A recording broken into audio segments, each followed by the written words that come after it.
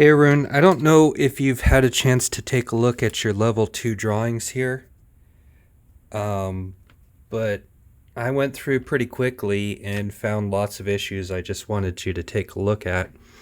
If you could please go through the drawings with your team when you have a moment and talk about kind of these issues that I'm seeing and bringing up. But just like we were talking about on the column drawings, when you're calling out tie quantities, you give one quantity and then you kind of give your spacing, or your spacing and the quantities for each spacing range. You need to provide dimensions for this, because the way that when they're drawing these bars out, they set them up on the horse and then they'll mark the spacing for it. So provide this length there, provide the spacing in between the individual runs. Just give them all the information that they need in order to build this.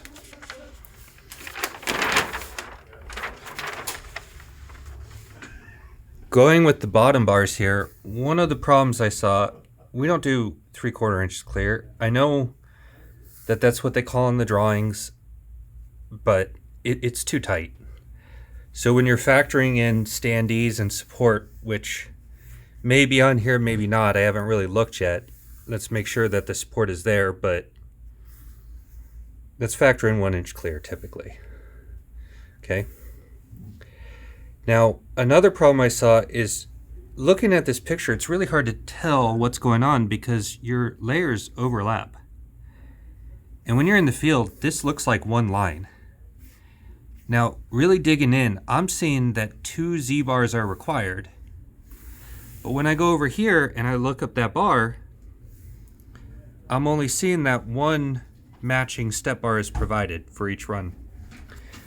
So that's not what I'm seeing in this section. So these two aren't matching here. Another one is an 8-inch tail. That's pretty bold to just change that. Usually engineers don't like that. If you choose to do that 8-inch tail, it's got to be clouded like crazy. You got to make sure the engineer knows you're using a non-standard hook, because that could cause some serious problems. You're calling out this 2-foot lap here, but you provide a schedule over here, and the number 6 bar is supposed to have a 31-inch lap. And you're calling 2 foot. I know why, because you have this note over here, or right here, Class A tension, but you got a schedule. So do either or. You're just going to confuse people. You're going to call it here, call it there. You're going to call it there, call it there. Just make sure it matches. Now, when you're dealing with these mid-strip column strips, going up here, you're providing this run, and let's just look at this run here. So down here in this, you're starting with 16 bars in this strip, and then you go to 18, 18, 18, and 18, or back to 16.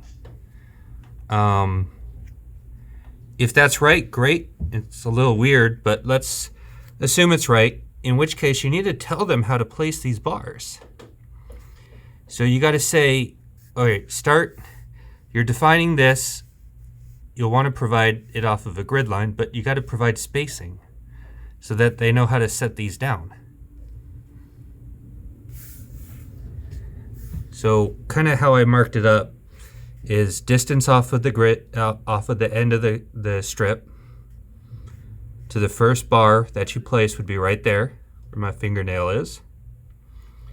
And then provide 7 bars at whatever spacing the math works out to. And then, however many inches, and then 2 bars go through the column for this note over here. But call it out, show it in plan. We can't build off the notes. We got to build off of pictures. So 7 bars, 2 bars, 7 bars, and then providing the spacing and where each run begins and ends. Same thing with your column strip. And again, I'm seeing the discrepancy, 10, 14. And you don't have to explain why, but you know, I'm looking at these without reading the structural drawings, just as we place. We're supposed to place off of this, not off of structurals. Another issue is you don't provide a detail here. You got a beam, and then this section cut would be one on your beam sheet, but you don't provide any clarifying details. How are we to build this? Same thing with the goofy situation here. You got to figure this out. You can't leave it for the field to figure out. If questions need to be asked, ask it. All RFI. And then you have these bars. I don't know if you gave a bunch of extra length for maximum and minimum length. And then I don't see a hook at the edge of slab. I'm not sure what's going on there. Same detail. Typically, you didn't provide hooks at edge of slab. I don't know if that's deliberate or accidental. And then as you're doing your runs, here, it looks like there's maybe supposed to be bars on either side of this opening, but I'm not seeing where any reinforcing is provided. And then this detail is just not good. If we have different conditions, provide a typical detail for each. So typical edge at column strip, typical edge at mid strip. Every condition provides a detail. When you have these big wordy things here, it doesn't help us.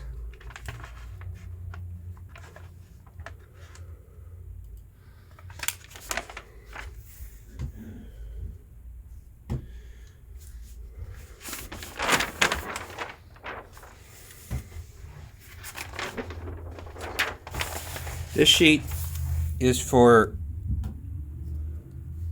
additional and dowels.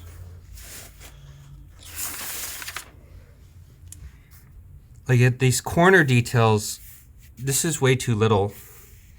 It's too much guesswork, which bar is what. And then also, you got to make sure it's placed in the right sequence, because we're going to place the bottom bars on these previous pages. And they may miss this. It's best to call this out with the page that it goes with. Bottom layer with bottom layer, top layer with top layer. Don't mix if you could avoid it. And then diagonal bars, same thing, top and bottom. Detail it and release it with its proper layer.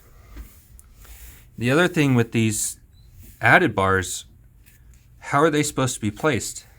When they're going in this direction, do they go in the same direction, or are they at a different layer?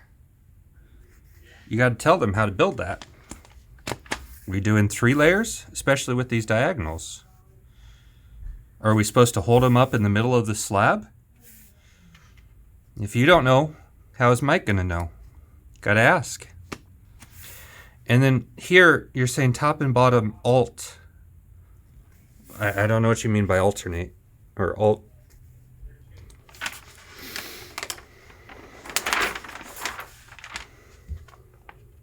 Oh, I just added a section cut there to match your 16 there.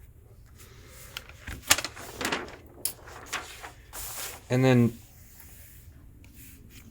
going back to the words that are confusing, bar length indicated on plan does not include standard hook.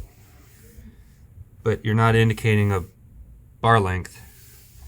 So not sure what that means. You're saying alternate top bars, but what's to be alternated? You're given one length. So why is 2 bars shown of different lengths? I don't know what that note means. I didn't go too much further because that's a lot of work to redo. Please go through this and try and build it in your mind Thanks.